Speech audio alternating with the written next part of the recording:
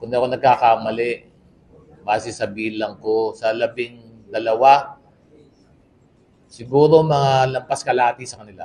Merong, may mga may mga kaso tong iba, yung iba sa kanila may kaso, na administratibo, at hindi ko na lang ilalatag sapagkat ito ay inihain na namin sa kay Biseo Kalinisan, pero meron sa kanila ang nasangkot na sa iba't ibang klase ng administrative cases. Hindi ko na-check yung hindi ko na-check yung what's behind it. Meron lang kaming data na meron silang mga kaso na desisyonan.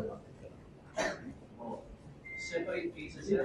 Separate, hindi Separate silang hindi pa namin na itutugma kung ito yung sa Mrs. Sabungero, pero sa dami noong iba na kinasangkutan na kaso, duda naman kami kung puro sa Mrs. Sabungero ito.